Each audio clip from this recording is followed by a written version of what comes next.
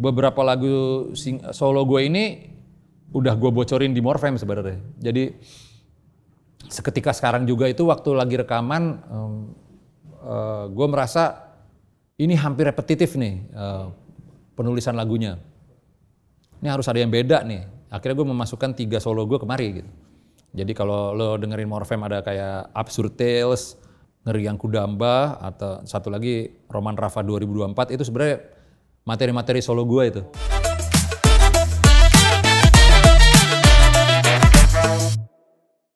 Seneng sih gue sih, kalau gue seneng.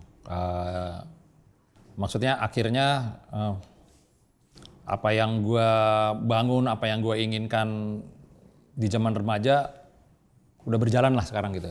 Nah gitu, nah itu gue udah ke situ.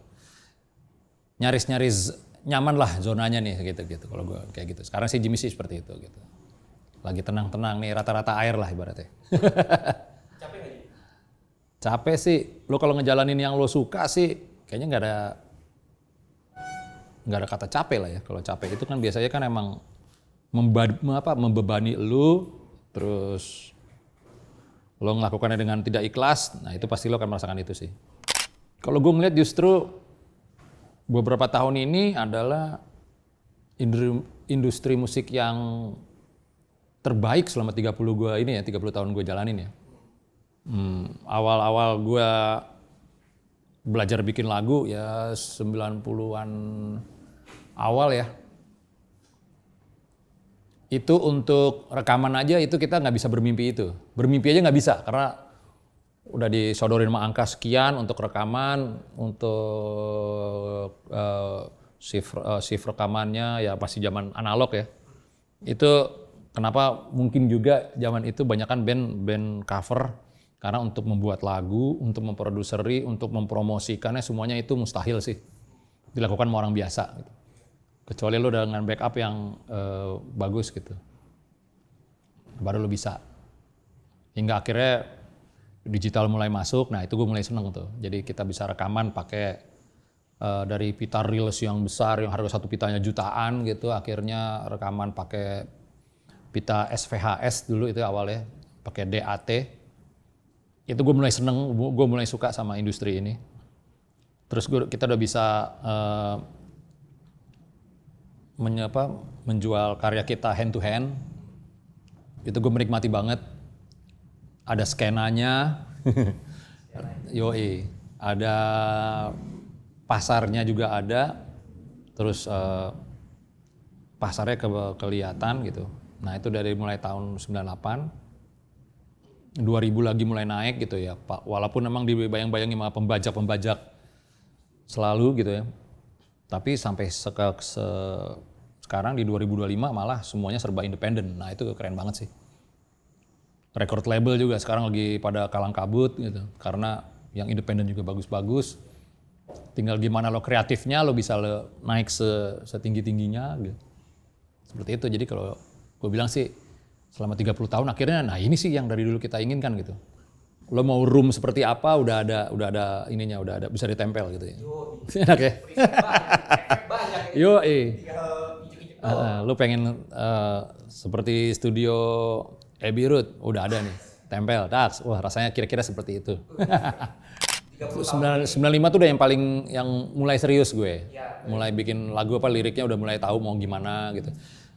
Kalau dari tahun 89 sih gue udah bikin band gitu ya, beberapa kali bikin band, cuman itu masih coba-coba semua sih, masih uji coba. Tahun 90 gue udah nulis lagu. Tapi kalau gue beberapa lagu yang gue inget itu sih pasti nggak enak sih ya pasti. Gue belum dapet khasnya gitu ya buat untuk didengerin ke orang. Paling gue bilang sih kayak gitu sih. Jadi cuman lirik juga masih tempel-tempelan colong-colongan dari Black Sabbath gitu. Gue pernah bikin lagu judulnya Paranoid gitu. Ngambil dari Black Sabbath, terus gue pernah kayak Son of a Gun gue plesetin jadi apa gitu. Terus lirik dari beberapa musik gue masukin satu gitu. Masih seperti itu ya waktu awal-awal. Terus 95 gue baru mulai, gue pengen kayak gini nih. Nah gitu, makanya gue akhirnya kalau 30 tahun gue tarik yang paling bener ya di tahun 95 itu. Jadi apa ya, kalau di dalam sebuah band itu kan kita demokratis lah ya. Jadi ada beberapa selera, terus terjadi negosiasi di situ gitu. Akhirnya mendapatkan sebuah sound yang kita sepakati rame-rame gitu. Tapi ketika membuat itu, gue berpikir bahwasanya nih sound ini yang gue inginkan sebenarnya bukan ini nih gitu. Tapi gue nggak bakal bisa menerapkan ini di Upstairs dan Morfem gitu ya, apalagi Jimmy Jazz. Jimmy Jazz jauh banget ya. Terus itu gue udah pernah bergaining tentang ide gue ini di Upstairs, tapi emang kagak masuk gitu.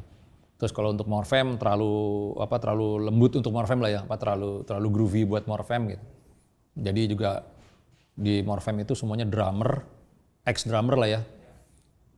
Jadi buat groove itu kita bukan ngotot-ngototan ya, paling cerewet lah ya gitu. Tapi emang tetap harus karakternya Freddy yang keluar gitu. Nah dari situ gue akhirnya keluar ini deh, daripada kepikiran terus gue harus merilis ini dan gue jadikan ini kayak perayaan 30 tahun gue berkarya aja gitu. Yang ini sound drum yang gue mau begini, sound gitar yang gue inginkan seperti ini, sound bass gitu, perkusinya ya gitu deh. Lebih ke nyerempet dance music lah ya kalau gue bilang sih ya kayak gitu. Nah ini jadi ide yang nggak bisa diterapkan di proyek-proyek gue yang lain gitu. Ya udah akhirnya pakai nama sendiri aja gitu ya. Kalau gue tulis nama alias, orang Indonesia belum terbiasa dengan itu, jadi akan menganggap ini band baru gue gitu. Wah ini lebih kacau lagi kalau dibilang gue ngeband lagi gitu ya kan. Akhirnya gue memutuskan ya udahlah jadi singer songwriter aja Jimmy Multazam gitu ya. Jadi seperti kayak Tulus ada Jimmy Multazam. Gitu. Sound sih yang paling pasti, sound, groove itu gue nggak dapetin di tempat lain, tapi yang pasti di sini sih gue sampai bisa menggarap artworknya seliar itu aja gitu. Kalau waktu bersama band pasti kan gue udah menakar ini yang cocok dengan temen-temen gue seperti ini gitu ya. Pasti sini jujur gue malah jadi nggak tahu ininya ya, nggak tahu ini kemana ya gue ini ya. Gue sampai untuk artwork ini gue 21 karya lah gue bikin untuk satu artwork gitu. Jadi gue kayak di Solo ini secara visual gue juga berusaha untuk mendekonstruksi ini gue garis-garis gue yang biasanya menggambar apa gitu kan. Terus untuk menggambarkan kilauan Lara ini seperti apa gitu ya. Ya kalau di band kan udah gampang ya. Segini kali ya cukup, udah bungkus gitu. Nah di sini ini agak panjang gue, makanya akhirnya gue sampai berpameran, gue sampai rilis sampai 2 ininya gue sampai ada alternate versionnya. Padahal alternate version itu yang pertama sebenarnya. Jadi dari yang pertama, cuman akhirnya kok lebih berbeda yang kedua ini ya. Akhirnya yang kedua jadi satu, yang pertama jadi alternate gitu kayak gitu. Nah itu seru sih. Dan yang pasti sih gue di setiap project ini gue seneng banget bikin circle baru gitu ya. Ini kayaknya circle gue yang baru deh di sini gitu. Pengisi di project ini kan teman-teman baru lah ya. Kecuali Mika gue udah ini banget, udah lama kenal. Mika Derangrang itu udah temen nongkrong lah. Terus kalau Eki gue udah kenal lama juga.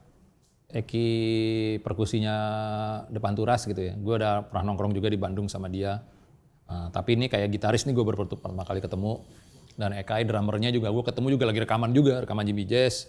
Dateng anak metal, nongkrong ngobrol-ngobrol yang ternyata dia itu emang sangat drummer rock lah ya, bukan anak metal gitu, emang terbungkus metal aja anak ini gitu. Jadi akhirnya gue bisa kerja sama dia. Awalnya dengan dia aja gitu gue membuat lagu ini, ngebangun lagu ini. Gue perlu orang yang menerjemahkan maunya beat gue gitu. Nah itu gue dari dia aja gitu. Jadi terus ini bener-bener gue direct sampai wah ini harus kayak gini groove-nya. Sangat-sangat dikurangin itu namanya solo-solo yang lo pelajari di sekolah-sekolah lo. Sesimpel itu emang gue bikin kayak dance music sih ini lagu ini. Nah itu prosesnya bersama drummer dulu awalnya kayak gitu. Terus akhirnya dari dia ngajak gitaris dari Ekai, ngajak gitaris namanya Rasti. Uniknya pas ketemu sama Rasti ngobrol terus tiba-tiba gue nge-DM dia, lah kita udah pernah ngobrol ya tahun 2001, 2002 gitu. Jadi waktu pandemi gue pernah Kontek-kontekan lah ya. pernah DM-an. Ternyata kan kalau ada yang nge-DM gue kalau startnya menarik ya akan gue reply gitu ya. Kalau cuman basa-basi atau emang terlalu atau udah ketumpuk ya gue nggak bakal bisa ngeliat gitu kan. Ternyata dia sempet komen gitar gue terus ngobrol gitu terus jadi kita ngobrol panjang gitu sempet. Nah kita pernah ngobrol ya. Oh iya gitu. Dari ngomongin efek-efek murah zaman dulu lah. Yang lagi keluar tahun 2000-an 2022 gitu. Tetap format band. Iya. Ya kalau gue belum dapat serunya sih kalau Dokir gitu ya. iya sendiri jadi kayak live PA gitu. Gue emang harus tapi sekarang sih gue mempersiapkan kayak andai kata live itu nanti aransemennya seperti ini, nanti ada repertoire ini seperti itu, gue udah satu persatu gue persiapkan. Ya. Cuman emang waktunya emang sangat padat kan ini ya. Jadi emang pelan-pelan sih. Tapi gue pengen banget sih project ini gue keluarin versi live-nya gitu. Sebenarnya gue ada pernah seneng dengan sampling funk itu tahun 90-an ya. Jadi ini sebenarnya kan beatnya gue mengadaptasi ketukan drum ya. Gue mengadaptasi The Soul Searcher judulnya Ashley Roachcliffe. Itu band funk yang instrumental gitu. Tapi drumnya itu di tengah-tengah ada drum breaknya. Dikasih lihat itu patternnya. Cuman gitu kan ya. Nah itu semua dipakai dari zaman tahun 80-an sampai yang meledaknya di Milli Vanilli kali ya. Jadi hampir semua lagu yang keluar dengan lagu itu gue suka. Jadi kayak dari Milli, Duran Duran, terus sampai PM Down, itu wah gue suka. Cuma pas tahun 2000 gue udah pindah selera gue deh. Nah tuh di zaman itu gue emang kayak mengeksplor hip hop yang pakai sampling drum ini. Yang pakai sampling drum funk gitu. Jadi wah itu lagi tren banget lah waktu itu. Dari Beastie Boys terus si Naughty by Nature, ya Public Enemy juga ada gitu. Bahkan sampai Public Enemy dengan Anthrax di tengah-tengahnya ada drumnya si James Brown. Itu keren banget sih gitu. Buat saya kayak gitu itu membuat gue kayak seneng banget gitu kayak musik yang pop pun gitu ya kayak Arrested Development aja gue masuk gitu terus kayak Sophie B. Hawkins lagu yang sangat pop gitu cuman drumnya itu sama gitu sama Chapter House sama band-band Inggris 90s gitu. Ya tren itu sangat berkesan banget buat gue dan akhirnya suatu saat gue akan memakai drum breaks ini sih gitu kayak gitu. Jadi emang di sini emang kayak kalau lagi yang ini, lo coba dengerin Ashley Roachcliffe, lo coba dengerin Synthetic Substitution, nah dari situ kita kembangin gitu. Tapi gue emang nggak berusaha mensampling total gitu ya. Jadi gue tetap akan kayak si Ashley Roachcliffe, dua simbalnya gue hilangin kan, duk gitu. Asal kan ya intinya gue hilangin, terus akhirnya ditambahin sedikit lagi mana. Ya gue terinspirasi dengan drum breaks tahun 70-an itu ya. Ashley Roachcliffe itu tahun 74 itu. Pas gue lahir baru keluar itu itu drumnya. Yoi, ya gue tahu itu. Ya itu emang gue sangat menikmati itu sih. Jadi emang banyak yang menyamakan dengan Dewa ya. Terus ada yang ada nyambungin ke Ahmad Dhani. Ada telepon dari Ahmad Dhani nggak diangkat gitu ya. Cuma gue ketawa aja sih. Ya karena lu nggak tahu kan ini drum apaan. Jadi drum ini emang bukan Ahmad Dhani yang bikin. Emang drummer Soul Searcher yang bikin gitu. Dan ketika tahun 2000 kalau nggak salah akhirnya gue search, si Dewa tuh bikin tahun 2000 lagu ini ya. Ada yang kayak gini. Selera gue udah berubah waktu itu. Jadi gue udah nggak explore ya tahun 2000-an gue udah diper ke 2000-an, iya lagu lagi seneng yang apa drum-drum yang sintetik gitu, udah beda lagi gitu, selera gue udah nyebrang gitu. Nah jadi waktu itu ketika itu, oh lagu ini notasi juga beda gitu, dan ini bukan Dani yang bikin lagi. Gitu ya. Jadi kalau lo lihat di YouTube kan ada yang gue pin satu kan, ada satu netizen yang lebih cerdas gitu. Dan dia menyebut itu Ashley Roachcliffe, Soul Searcher, wah gila keren. Gue pin aja udah cukup deh. Jadi akhirnya yang lain jadi yang berisik-berisik soal ini akhirnya ke situ ya. Biar pada tahu lah ya. Iya biar pada tahu. Ya emang lagunya Ahmad Dhani yang itu emang ngetop banget sih, emang sih pada zaman itu ngetop banget. Lo mau ke apotik, lo mau ke warteg, lo mau ke ke departemen store, ke pasar-pasar, semua lagu begitu. Tapi gue dengerin itu jauh sebelum itu lagi sebenarnya. Ya, gue rasa juga, gue sama Dhani kan sebaya ya. Kita kayak kena dengan lagu-lagu yang sama kali, pasti gitu. Referensi yang sama. Ya mungkin waktu SMP kita dengerin Milli Vanilli kok enak gitu ya. Terus BV SMP juga make gitu. Ya kan? Jadi pasti dia mempunyai pengalaman yang sama dengan gue. Dan gue sekarang sih emang lagi reminiscing asik. Ya enggak ya? Ini beat-beat ini enak gitu.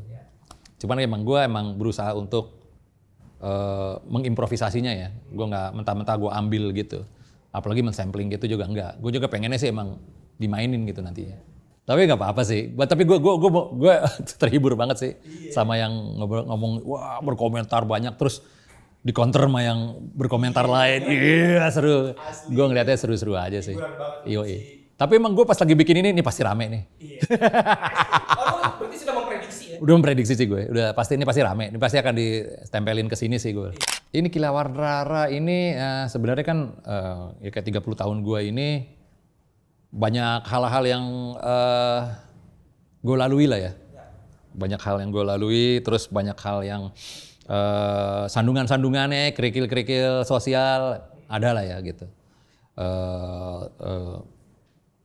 Bahkan berusaha beberapa juga pasti akan berusaha untuk menjatuhkan gagasan lo gitu ya.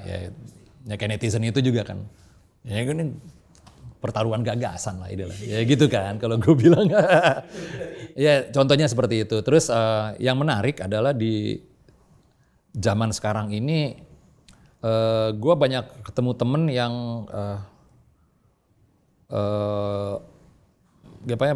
mereka terang-terangan kalau gue ini kena mental illness segala macam gitu. Iya. Jadi kayak gue sebenarnya gue adalah orang yang seperti ini gitu. Nah itu bisa mereka mendiagnosa diri seperti itu. Self-diagnose gitu kayak ini gue illness banyak ke depresi segala macam kayak gitu ya, depresi, mental illness segala macam. Itu jadi isu yang utama banget kayaknya gitu ya bersama. Cuman ada satu hal akhirnya jadi malah sama teman-teman gue sebaya maksudnya yang sekarang lagi ini bukan sebaya ya maksudnya yang jauh di bawah gue gitu ya. Terus ada beberapa yang justru ini orang karakternya berbeda nih. Lo bisa menganggap si sandungan-sandungannya itu justru bisa membuat dia lebih tegap berdiri, bisa membuat dia lebih berkilau gitu. Jadi akhirnya gue nyebutnya ya semoga jadi jargon baru aja ini Kilauan Lara gitu. Jadi kalau gue menggambarkan andai kata itu ada bisa jadi gue, Kilauan Lara itu atau bisa jadi kayak sosok perempuan yang berbeda nih gitu ya. Yang berbeda dan dia itu bisa menganggap segala hal yang memberatkannya ini jadi dianggap lelucon sama dia gitu. Gue menganggap ya kayak gitu, makanya wajar-wajar berlaku gue sebut gitu. Terus ya dengan kayak hubungan sosial zaman sekarang lah, itu gue tulis dengan ala gue gitu. Seperti itulah gue jadi temanya seperti itu ya gitu. Cuman sekali lagi emang ini gue lepasin ke teman-teman gitu ya.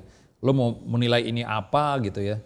Pasti lu punya versi masing-masing. Nah itu kan menjadi lebih seru gitu kalau gue bilang gitu. Kalau gue gambarin detail gue dari mana dapat ininya, nanti rasa penasaran lo sama lagu gue kan akan berkurang ya gue bilang gitu. Tapi sih ide dasarnya sih itu sih sebenarnya. Ya gue udah 30 tahun, gue menghadapi ini. Ya gue ngebayangkan kalau andai kata gue bertemu dengan kayak gue, tapi ini wujudnya andai kata perempuan tuh seperti ini gitu. Andai kata pria ini seperti ini gitu. Kayak gitu gue ngeliatnya. Ada ikon-ikon zaman gue kanak-kanak itu yang masih nempel sama gue gitu ya. Terus kayak itu kan kayak ekstraterestrial gitu ya. Ekstraterestrial terus dijadiin televisi. Televisi itu udah ya di televisi itu ada bibirnya gitu kan. Nah kayak gitu kan. Terus satu lagi itu kayak mock up mainan tangan dinosaurus lah gitu ya. Terus keluar api seperti Godzilla gitu ya. Itu tuh emang gue menganggap ini gimana ya kalau jadi simbolnya itu adalah nih hal-hal yang gue lalui sampai gue sekarang gitu. Seperti itu tuh gue bilang. Terus ya itu udah makanya gue simbolin dengan kilauan lara itu. Nah itu yang keluar terus tuh selama gue menggarap ini. Jadi hal-hal kayak dulu gue ketemu ada robot-robot Voltes 5 kan gitu kan. Yoi kan ada gitu, terus ada ekstraterestrial, terus ada Godzilla, dinosaur gitu, kayak gitu-gitu. Itu image favorit gue waktu kecil lah. Jadi ketika gue bikin terjun ke seni rupa, gue berusaha tuh keluar dari hal-hal itu ya. Terus gue keluar bikin citra-citra baru lah. Cuman akhirnya pas sekarang itu yang nongol lagi gitu. Jadi itu akhirnya yang paling gampang untuk menyimbolkan apa yang gue rasakan, yang pengen gue gambarin tentang kilauan lara itu. Sebenarnya sesimpel itu sih sebenarnya. Jadi emang cuman E.T. gitu, terus gue ganti televisi gitu. Dari televisi itu bisa banyak ekspresi ketika dia berbicaranya gitu. Tahu nggak lo pas gue lagi gambar televisi itu gue inget apa ya? Inget video klipnya Iggy Pop yang Besides you everything is blue. Besides you ya judulnya Besides You itu Pretty Little Dougie gue nggak salah nama albumnya. Itu dia yang dia kotanya udah kayak Gaza gitu, udah hancur semua. Cuman ada beberapa teleport yang bisa untuk menghubungi si ceweknya gitu. Keluar mukanya lagi ngomong, gue inget itu gue. Saya udah gue tempelin tuh ke ekstraterestrial gitu. Kayak gitu-gitu. Emang tuh flashing aja gitu, berkilatan aja nih apa sih ya.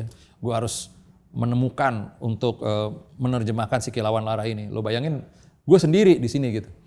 Kalau gue bersama band itu gue bisa datang ngobrol gitu. Gue ngobrol sama Pandu, ngobrol sama Freddy, ngobrol sama Yusak. Oh tengahnya ini nih, gitu ya. Di sini gue sendiri, jadi akhirnya gue yang berkecamuk di kepala gue ambilin aja nih. Oh ini kali ya. Ada sepatu boots pakai sayap lah. Kilauan laranya apa ini? Tapi akhirnya pas semuanya udah hadir 21 artworks, akhirnya gue menghubungi temen di Yogyakarta karena di sana ada listening party ya, ada The Barbar. Gue mau listening party kayak listening party lagu ini, yang mana sih yang disukai sama masyarakat gitu ya. Jadi datanglah orang 200 orang gue setelin gitu. Dan akhirnya karena di Jogja lagi ada art jog juga, temen ada si Ditya juga bilang akhirnya udah sekalian aja pameran. Merespon art jog yang lagi ramai nih di Yogyakarta, lagi lebaran seni rupa. Oh iya tepat banget nih, udah masuk deh ke situ. Akhirnya gue dicariin tempat. Gue berpameran situ, tempatnya vintage banget gitu. Terus ada pemutaran single, semua pada dengerin, pada khusyuk gitu friend. Terus abis itu pemutaran single, pemutaran video, pemutaran dokumenter, sampai gue bikin dokumenternya lagi bikin rekamannya. Kayak ini gue pol banget dah. Total. Gue juga pas ngeliat ini, gila, amazing juga sih gue sih. Gue kayak nggak pernah sebrutal ini ya untuk bikin untuk mewujudkan si kilauan lara gitu. Jadi kalau karya-karya gue tuh sampai dokumenter lah. Gue ada ketemu temen namanya Erik Erliando. Dia baru aja jadi nominator FFI untuk dia filmnya mengangkat Ibnu Sangkayu, jadi ada pematung. Gue lihat, anjay, biasanya kalau dokumenter seni rupa itu gue nggak kuat nontonnya, maksudnya banyak isme-isme kan ya enggak ya? untuk secara pop itu jauh banget. Tapi gue ini nonton video dia, gue betah gitu dan tepuk tangan gue. Wah asik, bikinin gue dong, gue bilang gitu. Gue lagi rekaman lagunya ini, masih udah berjalan setengah gitu. Ayo deh kita bikin bareng-bareng gitu. Cuman dia emang pemutarannya sayangnya emang dia nggak mau online gitu. Dia maunya pemutarannya ya. Ini bagi dia dokumenter tuh sebuah karya ya, kayak karya lukis gitu ya. Jadi emang maunya dia ngamen-ngamen gitu. Walau gue lagi kilik-kilik sih, someday harus di YouTube kali mesti lebih banyak orang yang nonton. Gitu ya kayak. Gue aja nggak tahu dia apa pemutaran dokumenter. Nah iya makanya pada banyak yang nanya sih dokumenternya di mana sih nontonnya gitu. Ya semuanya tuh kayak mes takung aja sih kalau gue bilang sih. Anjing, semesta mendukung ya. Asli. Gue menganggap kata-kata ini klise ya. Cuman pas gue lakuin ini, lah ini sama banget gitu. Gue dari Ditya cuman ngobrol soal apa, nih ada The Barbar nih lo kalau mau ini. The Barbar itu denger bareng-bareng, itu kayak semacam komunitas gitu. Ya.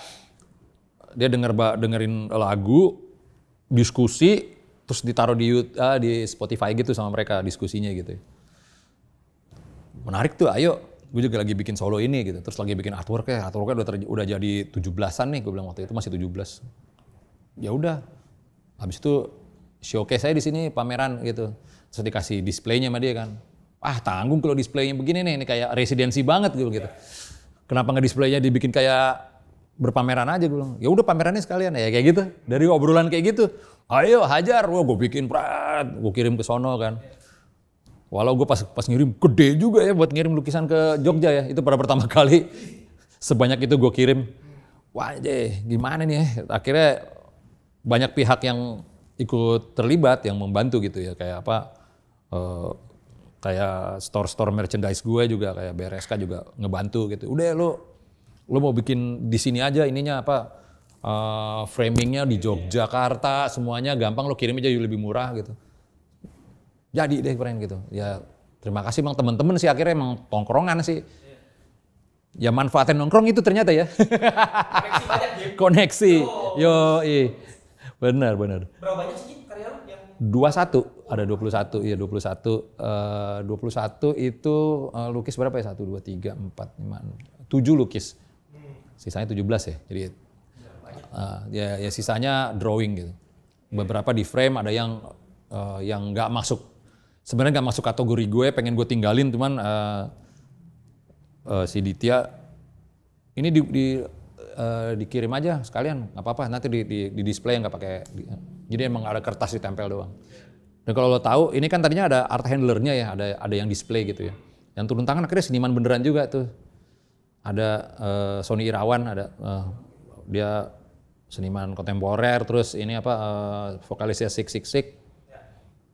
Wah kalau Jim yang pameran, gue harus ada nih yang ngedisplay. Jadi dia yang apa, yang menata warnanya gitu ya. Pas gue dateng, wah ini nggak begini nih, coba acak-acak. Terus gue lihat, lebih bener Sony, balikin ya.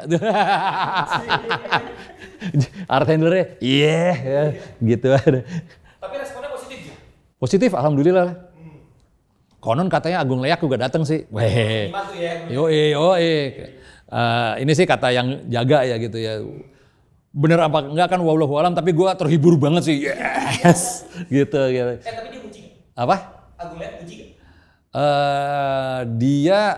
Beliau ngeritik satu karena gue nggak ngasih titling. Ini dari apa? Karena gue emang pas masuk gue tulisan nih Kilauan Lara, udah jadi nggak pakai judul sama sekali di dalam. Mana ini? Pakai kertas, pakai apa? Medianya apa segala macam nggak disebutkan. Dia ngomong begitu katanya. Cuman gue udah beliau dateng mau deh hoax nih ini mah. Nah, ini video juga ajaib sih sebenarnya. Tadinya kan dokumenter. Dokumenter sih apa sih? Dokumenternya kayak proses, terus kayak prosesnya, terus ya obrolan-obrolan dokumenter lah ya. Terus tadinya gue pikir udah nggak usah pakai video klip, ini aja gitu, video promonya ini, karena terakhirnya tuh ada kayak gitu. Akhirnya gue main terakhirnya ada versi live-nya gitu di ujungnya. Cuman emang si Eriknya ini masuk, ini keren nih, masuk festival keren nih, atau kita beda tuh. wah kalau gitu tetap harus ada klip tuh. Udah lu aja yang bikin klipnya. Tadi gue kan minta si Erik sendiri. Wah dia lagi sangat konsen sama video sama si film dokumenter ini. Akhirnya lu cari orang lagi deh, jangan sampai gue gitu. Karena takutnya nggak ini apa waktu timeline lu nggak agak kejar katanya. Akhirnya gue mengutus si Herrahman lah. Dia biasanya bikin bikin video-video ini highlight Morfem. Terus gue bilang, nih gue ada data-data ini lo yang edit aja, tadi gue suruh edit doang gitu. Nanti nggak surprise video klip lo, apa ini lo, dokumenter lo. Gue nggak tahu apakah dia punya idealisme yang berbeda atau emang dia nggak mau mengedit kerjaan orang lain gitu ya. Gue nggak tahu. Terus gimana dong? Ya udah, lo kan ini lagi ngerjain lagi nyelesain beberapa lukisan. Gue nongkrongin lo deh katanya. Jadi dia nongkrongin gue ngelukis lagi gitu. Jadi kayak dokumenter di dalam dokumenter kan ya. Terus akhirnya gue cuman titip sama dia, gue pengen ini sih, gue pengen ada satu shot, ada beberapa shot dengan lensa fish eye aja sih. Itu zaman gue, impian gue zaman masih remaja aja gitu, udah fish eye gitu. Oke kata dia, ya jadilah itu video seperti itu. Sebenarnya hitam putih itu apa ya? Itu lokasi gue kan busuk semua, Bren. Dan gue sangat suka hitam putih sih, gue sesimpel itu sih. Gue sangat suka hitam putih gitu, gue sangat suka black and white. Kayak itu kan ada gang yang sempit banget, ya kan? Ya, itu juga dapat juga si Maman aja tuh si Herrahman nyari gang yang sempit nih biar gue lo nggak apa-apa kan lo lip sync di gang sempit, wah demen gue. Ada gang yang itu kan itu deket rumah semua kan. Kita ini satu-satu, wah ini enak nih, ya, turun buru-buru, langsung. Ya selayaknya video 90-an ya, itu kayak Bang Dini Neighborhood aja gitu. Sempat diedit beberapa kali dengan warna-warna, pecah-pecah C90 ya kalau zaman dulu namanya gitu ya. Cuman gue kurang puas aja gitu ya, maksudnya udah hitam putih aja, malah lebih karakter gitu. Ya Kilauan Lara itu ya akhirnya lirik aja lah akhirnya gitu, sampai kayak gitu. Ya. Gue emang lagi nyiapin kayak konser pertamanya lah ya. Konser mah gede banget tuh, kalau konser tuh bega ya. Apa ya, showcase lah ya, showcase ya kalau bahasa zaman sekarang ya. Gigs lah gitu. Nah, tanggal 24 kalau jadi itu kita kan bikin di satu tempat. Nah di situ ada pemutaran dokumenternya, Lomal Talks gitu. Ya gue mengharapkan sih seseru di Jogja ya, tapi kan habit tiap kota beda ya. Gue pengen lihat sih kalau di Jakarta bagaimana. Kalau di Jogja tuh kan, pertanyaan itu sampai pusing gue. Jogja ya, gitu. Wah deh, kayak gitu hype-nya. Gue pengen lihat di Jakarta seperti apa. Siang itu ada pemutaran, orang bisa masuk dari siang. Pemutaran video, terus ada habis itu diskusi lah sama, mudah-mudahan si Eriknya lagi ada jadwal gitu ya. Jadi langsung sama sutradara dokumenternya, saudara pembicara, kita diskusi. Habis itu ada band pembuka, terus ya, gue main dengan band gue. Nah endingnya ada DJ lah, ya gitu. Maunya sih begitu, semoga sih kejadian lah gitu ya. Cuman gue juga belum bilang sama orang-orang ya, baru ngomong di sini langsung, nggak apa-apa deh ya. Ya gitu. Iya, Bang. Iya, rencana 24 Agustus gitu. Iya, 24 Agustus. Tempatnya, tar dulu deh. Kayaknya sih jadi sih di situ gitu. Nanti lo lihat di timeline gue aja. Nah, yang pasti sebenarnya gue udah mempersiapkan kayak 2 single lagi untuk gue rilis gitu. Jadi setelah ini selesai euforia pengenalan Kilauan Lara, gue akan ngeluarin single lagi gitu ya. Ya pasti juga dengan band-band gue yang utama juga pasti gitu. Terus sebenarnya beberapa lagu solo gue ini udah gue bocorin di Morfem sebenarnya. Jadi seketika sekarang juga itu waktu lagi rekaman, gue merasa ini hampir repetitif nih penulisan lagunya. Ini harus ada yang beda nih. Akhirnya gue memasukkan 3 solo gue kemari gitu. Jadi kalau lo dengerin Morfem ada kayak Absurd Tales, ada Ngeri Yang Kudamba, atau satu lagi Roman Rafa 2024, itu sebenarnya materi-materi solo gue itu. Jadi gue masukin ke sana biar beda aja tuh suasana albumnya gitu. Bahkan emang kadang-kadang juga jarang dimainin kayak emang karena berbeda banget ya. Keren banget ya. Kayak gitu. Nah itu tuh udah di situ. Cuman emang groove-nya agak berbeda sih. Emang apapun yang kalau di Morfem itu emang agak agresifnya beda. Nah, kayak gitu. Nah itu mungkin nanti kan gue mainin nge-versi yang aslinya gitu. Bukan versi aslinya, versi yang gue mau lah ya. Kalau ada RC-nya ya pasti duluan yang ini kan. Gitu. Berarti album kah langsung? Enggak. Album mungkin ya gue akan keluar single. Gue seneng sih keluar single satu persatu gini. Nyicil aja ya. Nyicil aja gitu. Jadi kayak tahun 60-an gitu. Jadi kayak single kayak 7 inch baru akhirnya album. Pengennya sih begitu.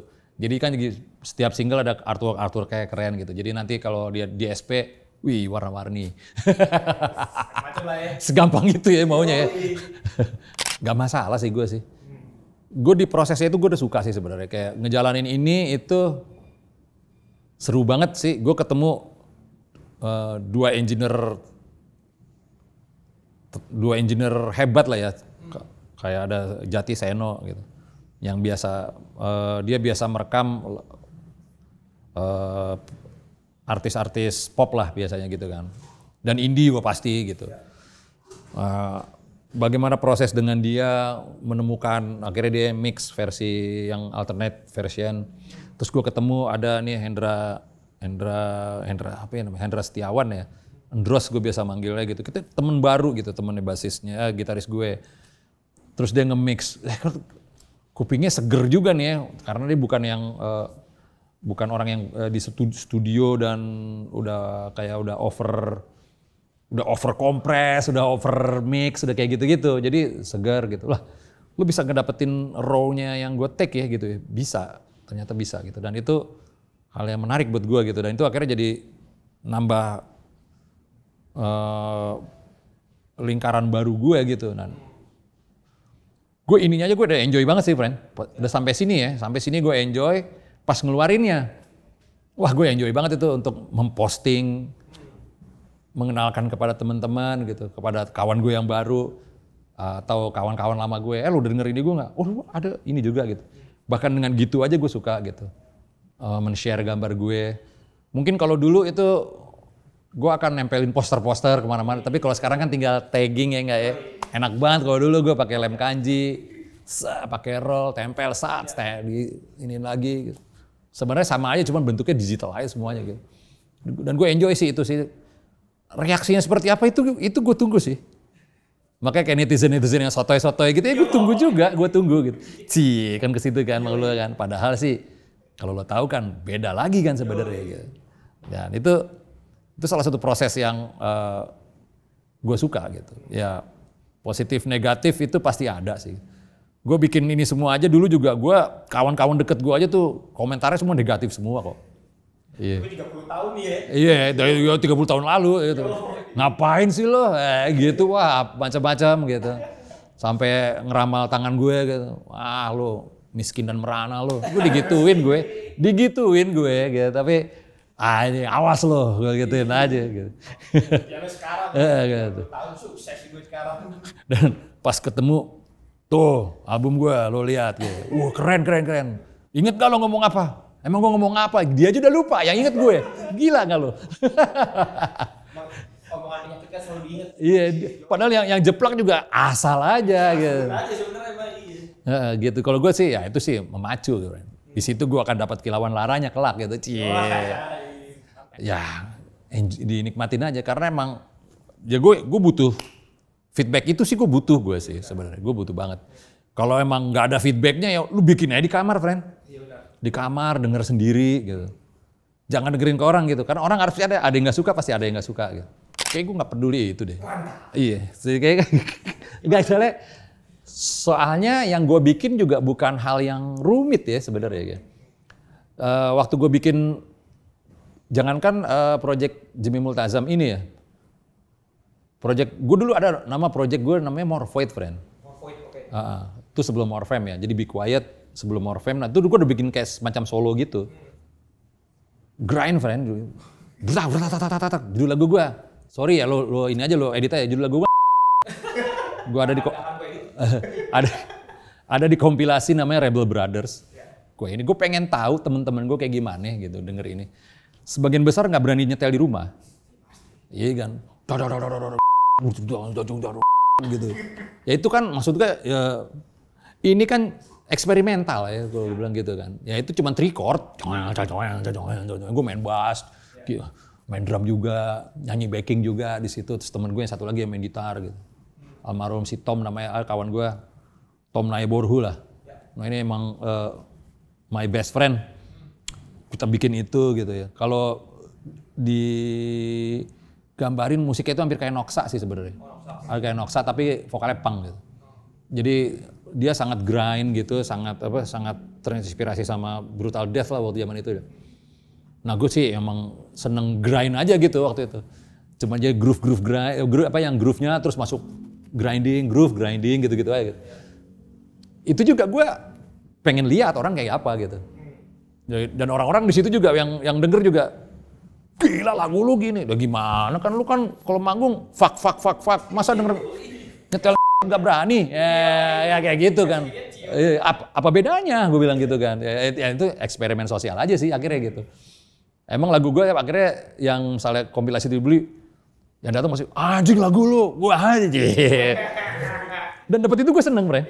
Gue dapet itu seneng. Dan itu kan ada foto band keren. Lo kalau tahu ya di YouTube kalau nggak salah ada yang posting, tapi BPM-nya kepelanan ya, karena kasetnya ngegeol. Gue cuman di toilet pakai kaos merah, celana lagi menurut lagi pipis saya gitu di toilet di bowl cowok gitu dari belakang gitu. Begitu aja gitu, jadi kepala gue botak. Udah itu aja gambarnya, jadi nggak ada muka depan gitu, orang pada muka gitu. Terus kata anak, kok gini sih foto lo jadi dari belakang sendiri gitu. Nah emang karya gue lagi piss pot toilet semua, friend, gue bilang. Jadi gue lagi seneng lagi yang itu, gue bilang gitu. Jadi emang ya itu reaksi itu pun gue suka gitu. Wah, dan tapi itu mau didengar radio ya nggak mungkin, friend, didengerin di radio gitu. Gue juga nggak mau anak gue denger sih sebenarnya. Seni batasnya gue rasa sih enggak sih ya. Seni nggak ada batasnya, tapi emang ada batasan penikmatnya sih kalau gue bilang gitu. Nah, ya lo sekarang mau semana sih, mau lo gas apa gitu. Jadi mungkin ada yang banyak mudah dicerna, ada yang sulit dicerna, ada yang nggak masuk di akal juga ada sih sebenarnya. Itu kan gagasan ya seni ya, gue bilang gitu. Nah lo mau yang mana nih? Gitu. Tinggal situ aja sih seni sih kalau gue bilang. Bebas banget berarti? Emang bebas sih segitu. Seni itu seperti itu. Anjrot, punk. Tapi gue bukan punk rocker lah ya sebenarnya. Tapi gue terinspirasi banget sama punk. Gue suka movementnya gue suka. Gue suka sikapnya gue suka, gagasannya gue suka. Kalau punk buat gue definisinya itu new rock and roll sih kalau gue bilangnya gitu. Kalau udah ini dibentuk baru dari rock and roll itu punk.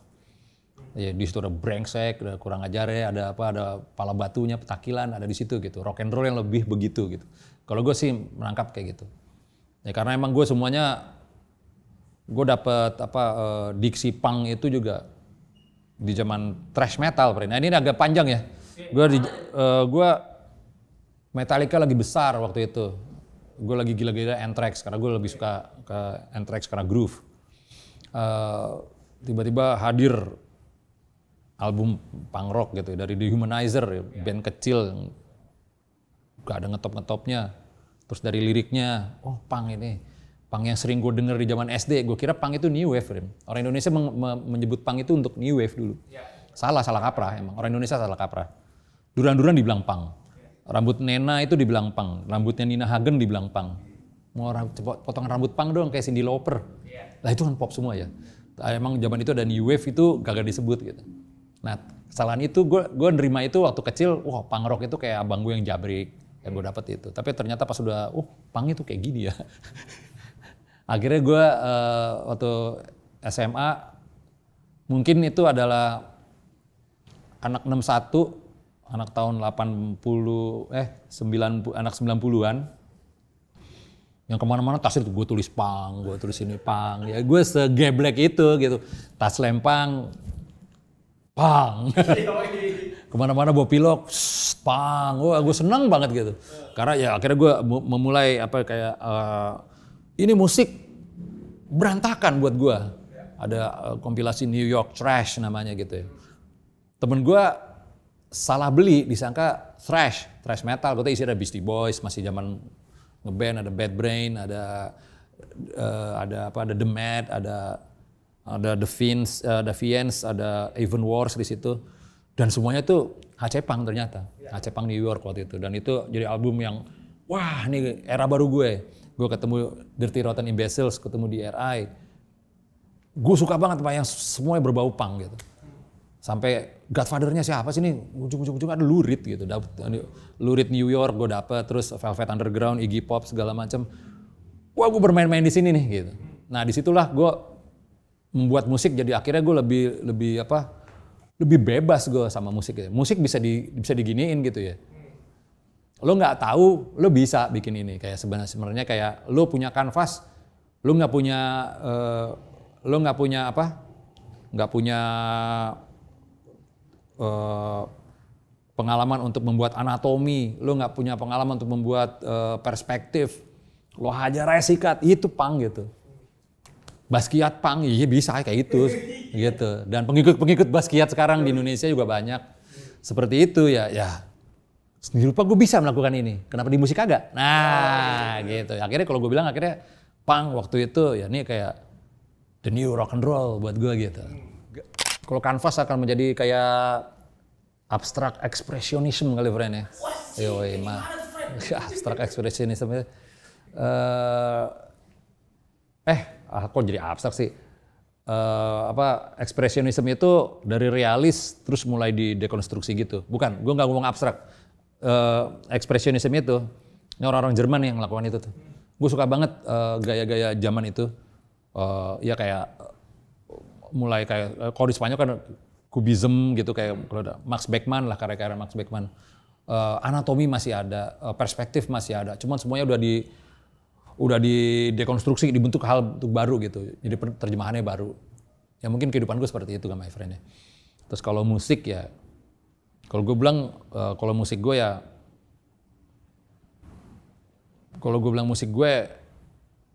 ini Sonic Youth di album Dirty sih gue, kalau bilang gitu ya. Berantakan, harmoninya ada, manisnya juga ada gitu. Pasti paling pertama sih lo bisa datang ke Bandcamp gue Jimmy Multazam atau ke DSP apapun, lo ketik Jimmy Multazam, nanti lo akan bisa ngelihat ada satu single dengan 2 versi dengan 2 artworks, yaitu Kilauan Lara. Lo tungguin nanti akan ada gebrakan lain lagi, akan ada beberapa single lagi yang agak berbeda lagi dari yang ini. Jadi datang tanggal 24 Agustus kita perti. Asik.